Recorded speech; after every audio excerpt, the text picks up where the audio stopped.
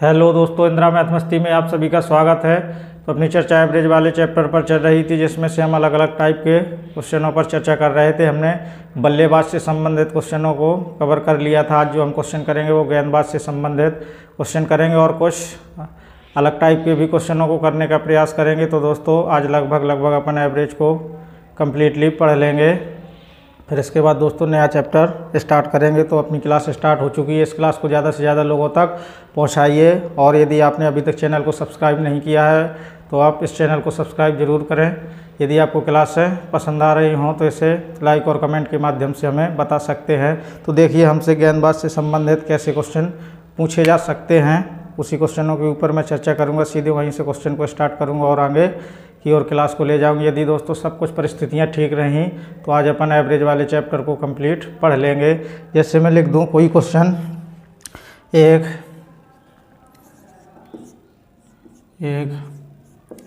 गेंदबाज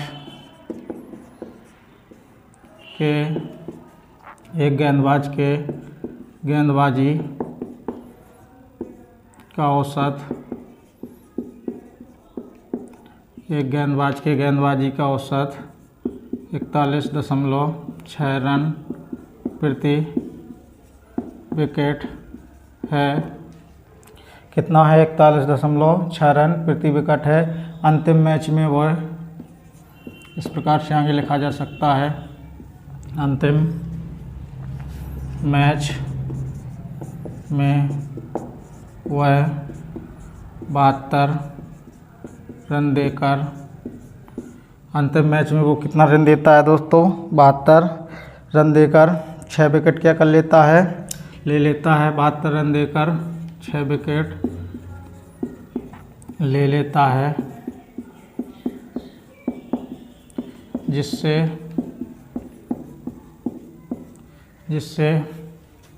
उसका औसत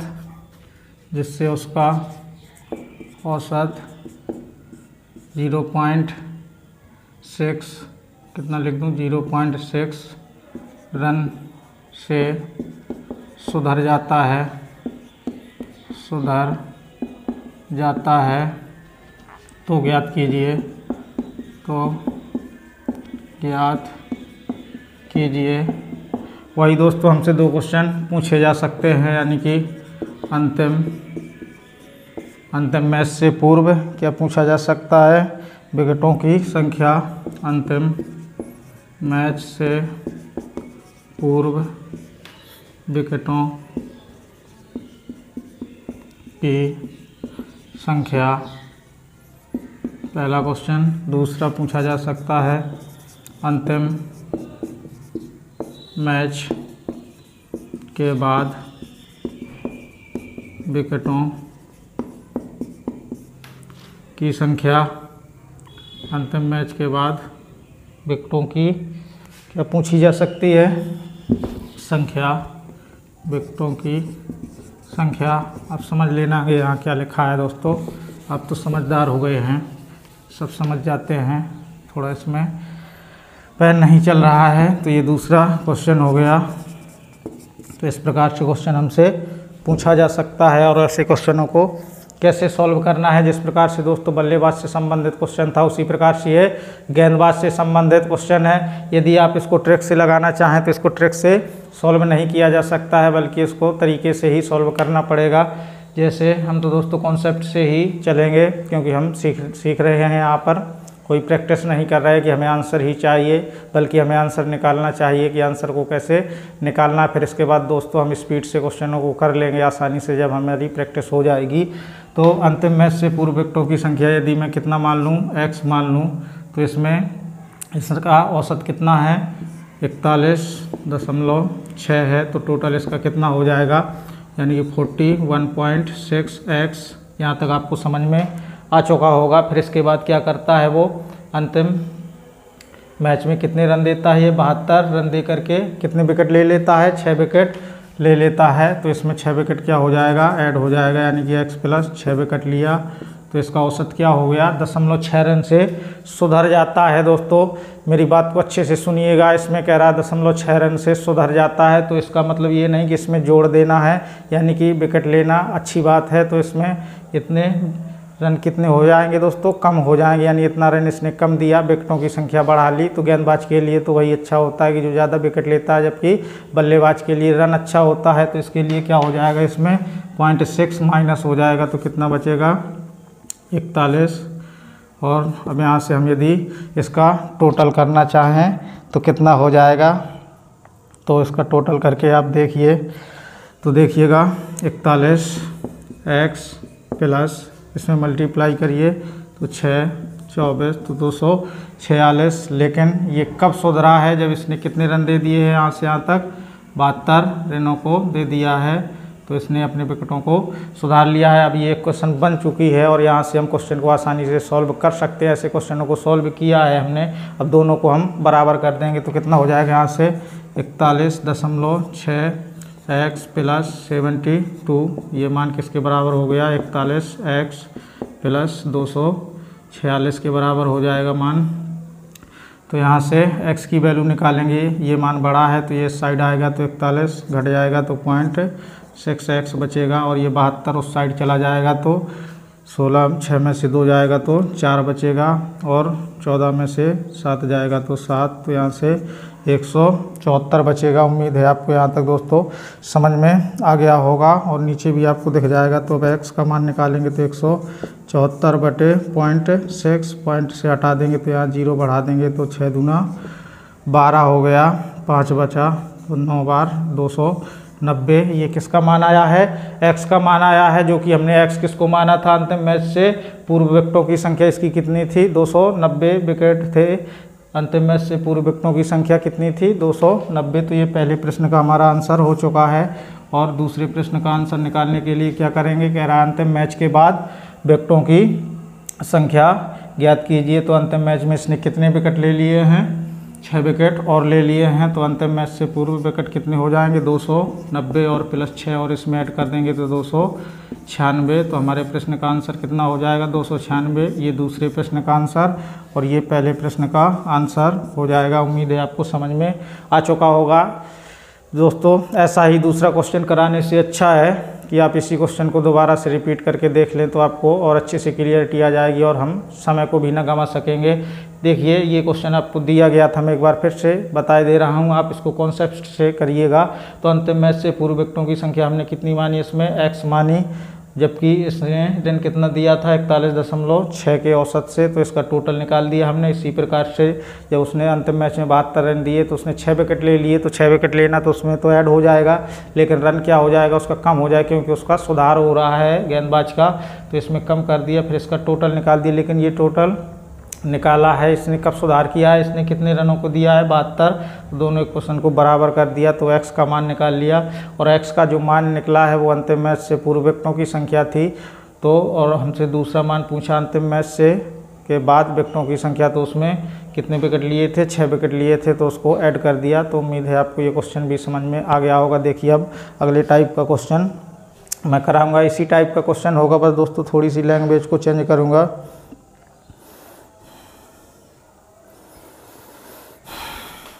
देखिएगा हम दोस्तों आज सभी प्रकार के क्वेश्चनों को कवर कर लेंगे। आज की क्लास भी कोई विषय ज़्यादा बड़ी नहीं होगी, छोटी सी क्लास ही होगी, जिसमें से सभी क्वेश्चन जितने भी टाइप के बन सकते थे एवरेज के, उन सभी एवरेज के क्वेश्चनों को हम पढ़ लेंगे। फिर इसके बाद हम नया चैप्टर ही स्टार्ट करेंगे, क्योंकि बहुत दिनों से हो गया ये चैप्टर भी चलते चलते।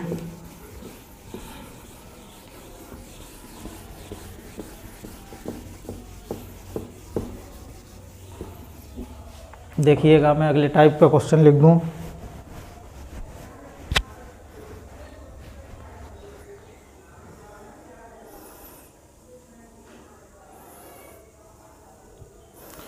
देखिए एक हॉस्टल में 35 बच्चे थे। फिर इसके बाद क्या कह रहा है, 7 नए बच्चों का इसमें प्रवेश कर दिया गया। 35 बच्चे थे, 7 बच्चों के नए 7 नए बच्चों 7 नए बच्चों के प्रवेश पर मेंस का खर्च, मेंस का क्या हो जाता है, इसमें कुल खर्च बढ़ जाता है। मेंस का कुल खर्च कितना 42 रुपये बढ़ जाता है, जबकि प्रति व्यक्ति क्या होता है इसमें, जबकि प्रति व्यक्ति या प्रति बच्चा का औसत खर्च, जबकि प्रति व्यक्ति का औसत खर्च 1 रुपये घट जाता है। तो ज्ञात कीजिए। फिर से इसमें भी हमसे 2 क्वेश्चन पूछे जा सकते हैं। प्रवेश से पूर्व मेस का औसत खर्च, प्रवेश से पूर्व मेस का औसत खर्च। देखिए दोस्तों, आपसे औसत खर्च भी पूछा जा सकता है और कुल खर्च भी पूछा जा सकता है, तो हम एक साथ ही क्वेश्चन को कर लेंगे। दूसरा, प्रवेश के बाद मेस का औसत खर्च या कुल खर्च। इस प्रकार से हमसे ये दोनों क्वेश्चन पूछे जा सकते हैं। तो सेम लगाने का तरीका ऐसा ही रहेगा जैसे अभी तक हमने क्वेश्चनों को कराया है। एक हॉस्टल में 35 बच्चे थे, फिर इसके बाद 7 नए बच्चे और आ गए, तो उसका खर्च भी बढ़ गया, लेकिन प्रति व्यक्ति जो खर्च था उसमें 1 रुपया कम हो जाता है। तो हमसे प्रवेश से पूर्व में इसका खर्च भी पूछा है, औसत भी पूछा है, टोटल भी, और उसके बाद का भी पूछा है। तो हम तो पहले मान लेंगे प्रवेश से पूर्व में इसका औसत खर्च कितना था, x रुपये था, जबकि बच्चे कितने थे 35, तो 35 का कितना था देखिएगा, 35 बच्चे का औसत जो खर्च था वो x रुपये था। तो टोटल कितना हो गया 35 इंटू x हो गया। उम्मीद है आपको यहाँ तक समझ में आ गया होगा। फिर इसके बाद कितने बच्चे बढ़े हैं इसमें, 7 नए बच्चे आ गए, तो कितना हो गया, यानी कि 42 का खर्च। तो इसमें प्रति व्यक्ति औसत खर्च कितना हो गया है, 1 रुपये कम हो गया, तो x माइनस 1 हो जाएगा। बस इसका मल्टीप्लाई कर देंगे तो कितना हो जाएगा 42x माइनस 42। और इसमें टोटल कितना बढ़ा गया है दोस्तों, 42 कितना रुपये बढ़ा है यहाँ से यहाँ तक 42 रुपये, तो 42 इसमें ऐड कर देंगे। और ये क्वेश्चन हम बना चुके हैं, बस इसको सॉल्व ही करना है। इसमें दोस्तों मैं सब आपको आता है, बस थोड़ा थोड़ा सा मैं आपको याद दिलाना चाहता हूँ, बल्कि हम ऐसे क्वेश्चनों को कल से कर रहे हैं। यहाँ से 35 उस साइड जाएगा तो 7x बचेगा, और 42 इस साइड आएगा तो 84 हो जाएगा। यहाँ से x की वैल्यू निकाल लेंगे तो 12 आ जाएगा। तो ये मेस का क्या आया है, औसत खर्च आया है। ये दोस्तों क्या है, ये औसत खर्च है, ना कि कुल खर्च। इसको अच्छे से सावधानी पूर्वक करिएगा। मैं दोनों क्वेश्चन कराने का प्रयास कर रहा हूँ। यदि आपसे प्रवेश से पूर्व में इसका औसत खर्च पूछा जाता तो आपका आंसर 12 होता, और यहाँ पर आपसे कुल खर्च पूछा गया है और औसत भी पूछा गया, तो औसत तक तो यहाँ तक अपना आंसर आ चुका है। यदि हमसे कुल खर्च पूछ लिए औसत न पूछ करके, तो कुल खर्च निकालने के लिए क्या करेंगे, 35 में से मल्टीप्लाई कर देंगे तो कुल खर्च आ जाएगा। यहाँ से कुल खर्च, ये पहले प्रश्न का ही मैं आंसर दे रहा हूँ अभी आपको। तो 35 इंटू 12 तो गुणा कर दीजिएगा, 60 हो गया, 36 और 6 42, तो 420 रुपया। ये किसका आ गया, कुल खर्च आ गया। उम्मीद है आपको यहाँ तक समझ में आ गया होगा। इसी प्रकार से दूसरे प्रश्न का आंसर देखिएगा। दूसरे प्रश्न का आंसर क्या कह रहा है, प्रवेश के बाद में इसका औसत खर्च। तो प्रवेश के बाद में इसका औसत खर्च कितना हो जाता था, 1 रुपये घट जाता था, तो इसमें 1 रुपये कम कर देंगे, यानी कि x माइनस 1 तो कितना हो जाएगा 12 - 1 बराबर 11। ये तो औसत खर्च आया है दूसरे प्रश्न का, जबकि हमें इसका भी टोटल खर्च निकालना है, यानी कि कुल खर्च। तो कुल खर्च क्या हो जाएगा, यानी 11 में से कितने का मल्टीप्लाई कर देंगे 42 का, या यहाँ वैल्यू रखिएगा आप, जो भी जैसा भी आपको उचित लगे। तो 42 से मल्टीप्लाई किया हमने तो 22, 44, 2, 46 तो 462 रुपये। ये हमारे प्रश्न के आंसर हो जाएंगे। उम्मीद है दोस्तों आपको इस टाइप का भी क्वेश्चन समझ में आ गया होगा। अब मैं जो क्वेश्चन लिखूंगा वो बहुत ही ईजी टाइप का क्वेश्चन होगा, और ऐसे क्वेश्चन हमसे एग्जाम में बहुत बार पूछे जाते हैं और पूछे भी गए हैं। तो ऐसे क्वेश्चनों को भी दोस्तों हमें कवर करना पड़ेगा।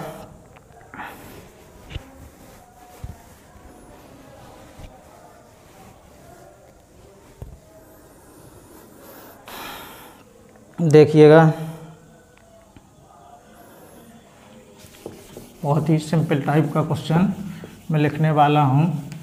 बच्चों वाला क्वेश्चन होगा, लेकिन ऐसे क्वेश्चन भी हम से पूछे जाते हैं और हम क्वेश्चनों को गलत कर बैठते हैं, क्योंकि हम छोटे छोटे क्वेश्चनों के ऊपर ध्यान नहीं देते हैं तो हमें बहुत भारी पड़ जाता है। बल्कि हमें सब प्रकार के क्वेश्चनों के ऊपर ध्यान दे करके चलना पड़ेगा। किसी भी टाइप का क्वेश्चन हमसे न छूटने पाएगा।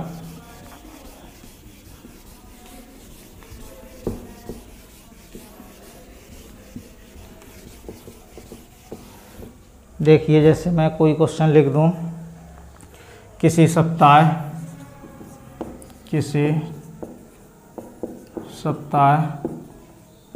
सोमवार, मंगलवार, बुधवार, किसी सप्ताह सोमवार, मंगलवार तथा बुधवार का औसत तापमान दे दूं मैं। बुधवार का औसत तापमान 40 डिग्री सेल्सियस। कितना दे दिया मैंने, 40 डिग्री सेल्सियस है, 40 डिग्री सेल्सियस है। तथा उसी सप्ताह, दोस्तों इसी सप्ताह का दे रहा हूँ, तथा उसी सप्ताह किसका दे दूँ मैं, मंगलवार, बुधवार तथा गुरुवार का औसत तापमान कितना दे दूं मैं, 42 डिग्री सेल्सियस दे दूं। गुरुवार का औसत तापमान 42 डिग्री सेल्सियस दे दिया जाए आपको। औसत तापमान 42 डिग्री सेल्सियस है। और आपको आगे भी क्वेश्चन में जानकारी दी जा सकती है। यदि गुरुवार का तापमान और गुरुवार का तापमान कितना दे दूं मैं, 38 डिग्री सेल्सियस हो, तो हमसे क्या पूछा गया, सोमवार का तापमान ज्ञात कीजिए। तो सोमवार का तापमान बताइए। देखिए, जहाँ से आप क्वेश्चन को सॉल्व कर सकते हैं उतनी आपको जानकारी दे दी जाती है। ऐसा क्वेश्चन आपसे नहीं पूछा जाता है ज़्यादा लेंदी कि जो आप क्वेश्चन को सॉल्व ही ना कर पाएँ।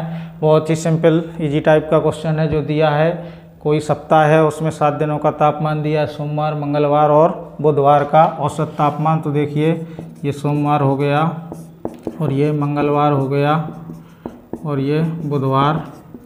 इसका यदि हम टोटल निकालें तो दोस्तों हम जानते हैं कि औसत बराबर क्या होता है, योग बटे संख्या। तो इसका योग निकाल लेंगे तो इसमें मल्टीप्लाई हो जाएगा, 3 है तो 40 से 3 में मल्टीप्लाई कर देंगे तो कितना हो जाएगा, 120 डिग्री सेल्सियस। उम्मीद है आपको यहाँ तक समझ में आ गया होगा। फिर आगे दिया गया है मंगलवार प्लस बुधवार प्लस गुरुवार का औसत तापमान दिया है कितना, 42 डिग्री सेल्सियस। तो इसमें भी 3 से मल्टीप्लाई करेंगे तो कितना आ जाएगा, 6 आ जाएगा।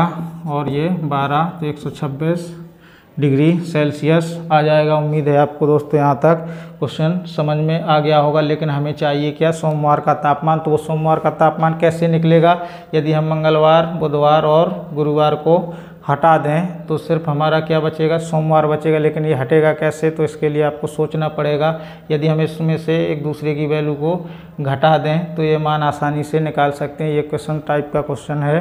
तो देखिएगा, इसको क्या कर दें, हम घटा रहे हैं तो घटा दें दोस्तों। तो ये माइनस हो जाएगा, तो यहाँ से ये भी माइनस, ये माइनस, ये माइनस, तो मंगलवार से मंगलवार कट जाएगा, बुधवार से ये बुधवार भी कट जाएगा। तो यहाँ से बचेगा सोमवार माइनस गुरुवार बराबर, इसमें घटाएंगे तो माइनस 6 डिग्री सेल्सियस आ जाएगा। उम्मीद है आपको यहाँ तक समझ में आ गया होगा और आपको आगे भी जानकारी दी गई होगी। गुरुवार का तापमान कितना है, 38 डिग्री सेल्सियस है, तो गुरुवार की जगह रख देंगे तो सोमवार माइनस कितना 38 डिग्री सेल्सियस बराबर माइनस 6 डिग्री सेल्सियस हो जाएगा। तो यहाँ से सोमवार का तापमान आप आसानी से निकाल सकते हैं। उस साइड जाएगा तो प्लस का हो जाएगा, 38 प्लस 6, ये माइनस का है, माइनस 6 डिग्री सेल्सियस। तो सोमवार का तापमान कितना आ जाएगा, तो देखिएगा इसमें घटाइए, 8 में से 6 जाएगा तो 2, तो 32 डिग्री सेल्सियस। तो सोमवार का तापमान कितना होगा दोस्तों, 32 डिग्री सेल्सियस होगा। और यही हमारे प्रश्न का क्या हो जाएगा, आंसर हो जाएगा। उम्मीद है इस टाइप का क्वेश्चन भी दोस्तों आपको समझ में आ गया होगा। अब देखिएगा एक और क्वेश्चन है, वो भी बहुत ही ईजी टाइप का क्वेश्चन है और ऐसे क्वेश्चन तो हमसे बहुत ही ज़्यादा पूछे जाते हैं। अब जो मैं क्वेश्चन लिखूंगा तो दोस्तों ऐसे क्वेश्चनों में तो पेन भी उठाने की आवश्यकता नहीं है। मैं सिर्फ कॉन्सेप्ट को आपको बताना चाहता हूँ, आप उस कॉन्सेप्ट को याद रखिएगा। आपको पेन भी उठाने की आवश्यकता नहीं पड़ेगी और आप बातों को सुनते चलिए और क्लास को भी दोस्तों में ज़्यादा से ज़्यादा शेयर करते चलिए।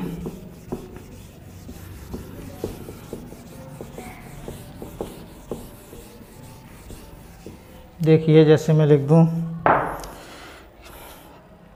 किन्हीं संख्याओं का औसत कितना लिख दूं मैं, कोई भी संख्याएं होंगी हो सकती हैं दोस्तों, किन्हीं संख्याओं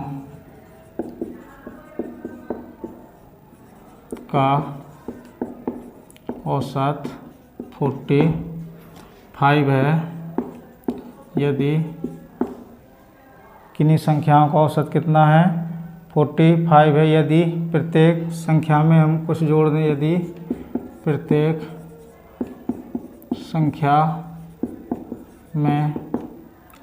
संख्या में 3 जोड़ दिया जाए, यदि प्रत्येक संख्या में 3 जोड़ दिया जाए तो नया औसत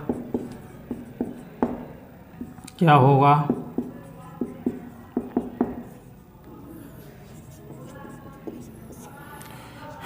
कितनी भी दोस्तों संख्याएं हैं, आपको उसका औसत दिया गया है और उसमें पूछा गया है कि प्रत्येक संख्या में यदि हम 3 जोड़ दें तो नया औसत क्या हो जाएगा। तो देखिएगा पहले औसत इसका कितना था, 45 था। अब प्रत्येक संख्या में 3 जोड़ा जाता है तो इसका औसत भी कितना, 3 से बढ़ेगा, तो नया औसत कितना हो जाएगा, 48 हो जाएगा। यही हमारे प्रश्न का आंसर हो जाएगा। देखिएगा कोई भी संख्याएं हैं उसका यदि आपको एवरेज दिया जा रहा है और प्रत्येक संख्या में जितना जोड़ने को कहा जाए आप औसत में भी उतना जोड़ दीजिए तो आपका आंसर उतना ही आ जाएगा, वही आंसर होगा। यदि कह दिया जाए प्रत्येक संख्या में इतना घटा दिया जाए तो आपको औसत में से उतना घटा देना है, और इतने से गुणा कर दिया जाए तो आपको गुणा कर देना है, और भाग करने को बोला जाए तो औसत में भी भाग कर देना है नया औसत निकालने के लिए। तो उम्मीद है आपको समझ में आ गया होगा और मेरी बात को भी आप समझ चुके होंगे कि मैं आपको इसमें क्या बताना चाहता हूं कि यदि आपको पुराना औसत दिया है और उसी के अनुरूप ही नया औसत दोस्तों निकलेगा। यदि जोड़ने को कहा जाए तो उतना ही आपको जोड़ना है, और यदि घटाने को कहा जाए तो उतना ही आपको घटाना है, और जितने से मल्टीप्लाई या डिवाइड करने को बोला जाए तो उस औसत में भी उतने से ही डिवाइड कर देना है।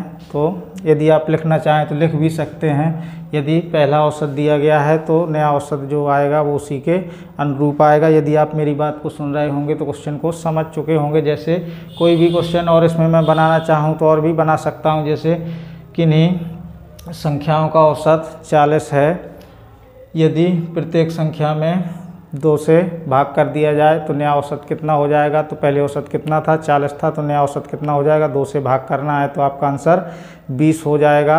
और यदि गुणा करने को बोला जाए तो गुणा कर देना है। तो उम्मीद है आपको इस टाइप के क्वेश्चन भी समझ में आ गए होंगे। तो दोस्तों जितने भी एवरेज से संबंधित क्वेश्चन बन सकते थे मैंने सिंपल क्वेश्चनों को भी कराने का प्रयास किया है, और लेंथी क्वेश्चन भी थे कुछ तो उनको भी करने का हमने प्रयास किया है। तो दोस्तों मेरी ओर से एवरेज वाला चैप्टर यहीं से एंड होता है। जो हम अब अगली क्लास लेंगे, जब भी हमारी क्लास होगी तो अब हम दोस्तों उसमें से बीजगणित को स्टार्ट करेंगे। फिर इसके बाद ये जो चैप्टर बचे हुए हैं इनको बाद में अब पढ़ेंगे। बीजगणित पढ़ेंगे दोस्तों पहले, फिर इसके बाद ज्यामिति पढ़ेंगे, मेंसुरेशन को भी पढ़ने का प्रयास करेंगे। तो दोस्तों यदि आपको क्लास से अच्छी लग रही हो तो हमें कमेंट के माध्यम से ज़रूर बताएं, और दोस्तों लाइक करें, क्लास को ज़्यादा से ज़्यादा लोगों तक पहुंचाने का प्रयास करें। और यदि आपने अभी तक चैनल को सब्सक्राइब नहीं किया है तो इसे सब्सक्राइब जरूर करें और बेल आइकन को भी प्रेस करें, जिससे आपको नोटिफिकेशन सबसे पहले मिल सके, क्लासों को ना ढूंढना पड़े। तो दोस्तों आज के लिए इतना ही, धन्यवाद।